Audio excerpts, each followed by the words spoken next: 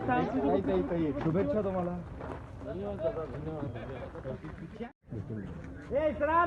जल्दी आगे हो ना, तो बाहेर हो। नाही तसं दिसतंय पण ते त्यांचा माणूस थोडं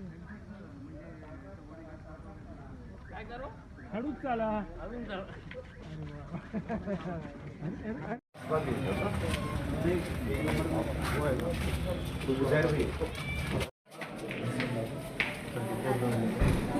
एक मिनिट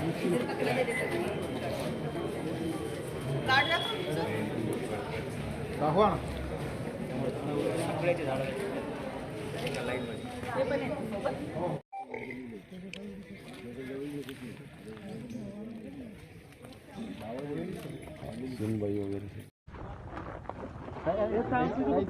शुभेच्छा तुम्हाला।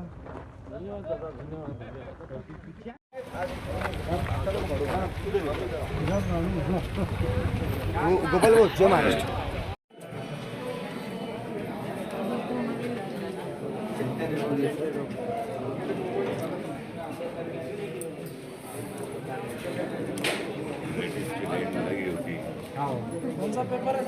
मैं दैनिक औरंगाबाद टाइम्स मतदान केलं नाही, दरवेळी मी सकाळीच मतदान करतो आणि हे जे निवडणूक आहे हे खूप महत्वाची आहे महाराष्ट्रासाठी, महाराष्ट्राच्या शेतकऱ्यांसाठी, महाराष्ट्राच्या बेरोजगार जे आहे त्यांच्यासाठी खूप महत्वाची आहे। आणि ओव्हरऑल बघितलं तर भारतीय जनता पार्टी, एकनाथ शिंदे ज्यांनी जे महाराष्ट्रामध्ये एक लूट मचवली होती मागच्या अनेक वर्षामध्ये, म्हणून आज ही परिस्थिती निर्माण झालेली आहे की महाराष्ट्रीयन लोकांनी हे विचार करायला पाहिजे की आपल्याला भारतीय जनता पार्टीची सरकार, एकनाथ शिंदेची सरकार महाराष्ट्रामध्ये नको पाहिजे। म्हणून आमची अपेक्षा आहे की लोक खूप जबाबदारीने आपला मतदानाचा हक बजावतील आणि वोटिंग पर्सेंटेज जे आहे, मी सगळ्या लोकांना आवाहन करतो 5 वर्षामध्ये एकदा हे आपलं संधी मिळते आणि महाराष्ट्राची दशा काय असणार, दिशा काय असणार हे ठरवण्यासाठी आजचा दिवस आपल्या सर्वांसाठी खूप महत्त्वाचा आहे। घराच्या बाहेर निघा आणि 5 मिनिटंही लागत नाही हे मतदान करायला, पण ते 5 मिनिट 5 वर्ष तुमचे कसे असणार आहे हे ठरवतील। विभाजनासाठी खूप सारे सगळ्याच मतदारसंघात प्रयत्न झाले। हा नक्की, हे जे तुम्ही बघितलं असेल की माझ्या जे चुनावी हे कॉन्स्टिट्युएन्सी आहे त्याच्यामध्ये 29 उमेदवार उभे आहे आणि मी पहिलेही सांगितलेले आहे की माझ्या विरोधात 15 उमेदवार उभे करण्यात आलेले आहे आणि त्या सगळ्यांना जे पैसे पुरवण्यात आलेले आहे इलेक्शन लढण्यासाठी, ते भारतीय जनता पार्टीचे उमेदवार अतुल सावे यांच्याकडून ते पैसे पुरवण्यात आलेले आहे। आणि सर्वात वाईट म्हणजे काल रात्री ज्याप्रमाणे पैशाचा पाऊस झाला, आपण मुंबईची घटना बघितली, भारतीय जनता पार्टीचे एक नेता विनोद तावडे कशा प्रकारे हॉटेलमध्ये बसून ते सगळं वाटत होते, पैसे वाटत होते, त्याच्यापेक्षा कितीही गंभीर या शहरामध्ये ही त्या पैशाचा वाटप करण्यात येत होते। मला एक प्रश्न इलेक्शन कमिशनला आणि पोलिसांना हे विचारायचं आहे की सगळ्यांना माहित होते की कोणकोणत्या ठिकाणावर हे सगळं डिस्ट्रीब्युशन सुरू आहे, मग आपल्याला का ते दिसलं नाही, आपल्याला का त्याची जाणकारी मिळालेली नाही आहे। आणि आमचे अनेक लोकांनी तक्रार केलेली आहे की त्या नंबरवर कॉल करून सुद्धा काही प्रतिसाद मिळत नाही होता। लॉ अँड ऑर्डरचा सिच्युएशन होऊ नये म्हणून आम्ही लोकांना थांबवले होते आणि आम्ही लोकांना सांगितलं होतं की जे चाललेलं आहे तुम्ही फक्त पोलिसांना आणि इलेक्शन कमिशनची जे स्क्वॉड आहे त्यांना हे करा। मला माहित नाही की रात्री कोणत्या स्क्वॉडने काही पकडलं असेल, पण पैशाचा पाऊस झाला हे सगळ्यांना माहित आहे। पण 2च ठिकाणी समोर आलेलं आहे, एक तर हर्सुल टी कॉर्नरला 11 लाख पकडले, त्याच्यानंतर दावरवाडी पैठणला पकडले, परवा दिवशी काल जे घडलं ते रात्री का दिसून आलं नाही। म्हणजे काय आहे की राज्यात सगळीकडे असे अनेक तक्रार येत आहे की भारतीय जनता पार्टीने साम दाम दंड आणि दाम किती असेल ते त्यांनी ठरवले होते की कोणत्याही परिस्थितीमध्ये आपल्याला पुन्हा सत्तेमध्ये यायचं आहे।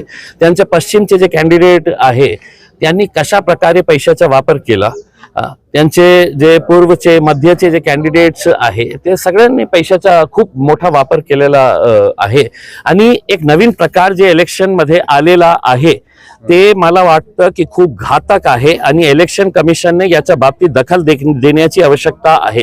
तुम्हाला आज 7 वाजेच्या अगोदर अनेक असे लोक तुम्हाला दिसतील की ज्यांच्या हातावर शिआय ऑलरेडी टाकलेली होती.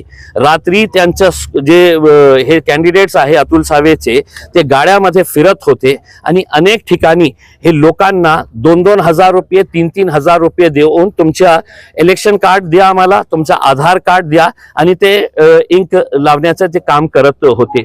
म्हणजे हे प्रकार लोकसभामध्ये आम्ही बघितलं होतो आणि तेच प्रकार आता विधानसभेमध्येही बघायला मिळत आहे. इलेक्शन कमिशन याच्या बाबतीत का गप्प आहे, किंवा त्यांनी हे इंक भारतीय जनता पार्टीला पुरवलेली आहे का? कारण हे इंक मार्केटमध्ये मिळत नाही. मग इलेक्शन कमिशन आणि भारतीय जनता पार्टी की साठगाठ आहे का की अशा प्रकारचे इंक ज्या प्रकारे लोकांकडे अवेलेबल होते भारतीय जनता पार्टीच्या कार्यकर्त्याकडे, आणि ते गोरगरीब वस्त्यामध्ये जाऊन हे सगळं इंकचा वापर करत होतं. बरं, हे सगळं असलं तरी मतदान केंद्रावर मतदारांचा प्रचंड उत्साह आहे. त्याचं गणित कसं असेल आता पुढचं?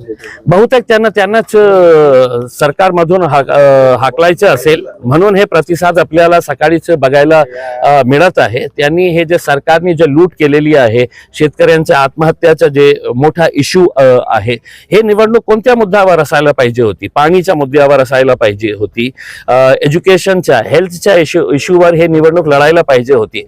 पण मोठे मोठे नेते आले आणि त्यांनी वातावरण एक बिघडून टाकला. कशा प्रकारचे त्यांनी हे नारे देऊन परत गेले दिल्लीला की बटोगे तो कटोगे. म्हणजे याचा अर्थ काय आहे? हे महाराष्ट्राने देशाचे जे मुख्य प्रधानमंत्री आणि गृहमंत्री आहे, त्यांनी देशाला सांगावा तुमच्या बोलण्याचा अर्थ काय होता याच्यामध्ये. तुम्ही कुणाला सांगत होते? तुमचा उद्देश काय होता? बटोगे तो कटोगे कुणाला सांगत होते? सर, बिटकॉइनचा एक विषय आलेला आहे. बिटकॉइन मध्ये सुप्रिया सुळे आणि नाना पटोले यांच्या काही ऑडिओ क्लिप व्हायरल झालेले आहे. काय म्हणाले तर निवडणुकीच्या? मला याच्या बाबतीत खूप जानकारी नाही आहे. सगळं इलेक्शन मध्ये व्यस्त आहे. हे जे नोटा चाललेले होते, तुम्ही कॉइन्सच्या बाबतीत बोलत आहे, मला नोटा खूप महत्वाचे होते ज्याचे पाऊस पडत होता. हमारे हल्के मशरक़ी असम्बली में बूथ नंबर 2 पर अपने वोट का इस्तेमाल किया. अभी सुबह का वक्त है, गहमा गहमी कम है, इंशाअल्लाह हम जीतेंगे, यही कहना चाहते हैं. शहर में ना पूरे महाराष्ट्र में अच्छा माहौल है. महाविकास आघाड़ी जीत रही है, जनता में उत्साह है, परिवर्तन की. महाराष्ट्र में परिवर्तन होने वाला है. जो पार्टी छोड़ने वालों और पार्टी गद्दारों का हिसाब के साथ औरंगाबाद पूर्व मध्य में क्या लगता है आपको? पूरी जगह महाविकास आघाड़ी चुन जाएंगे ऐसी स्थिति. कल जो आरोप प्रत्यारोप लगे सर पैसे वाटप के, वो तो सही है ना. हर जगह सत्ताधारी पार्टी, भारतीय जनता पार्टी, शिंदे भी पैसे के सिवा कुछ भी नहीं, क्योंकि जनता उनको खड़ी नहीं कर रही. एमआईएम का क्या लगता है सर आपको? कुछ नहीं, एमआईएम का सपना साफ. दोनों मतदार संघ सब दोनों ने पूरे महाराष्ट्र में. और महाविकास आघाड़ी कितनी सीटें आ सकती है सर महाराष्ट्र में? मेजर आएगी.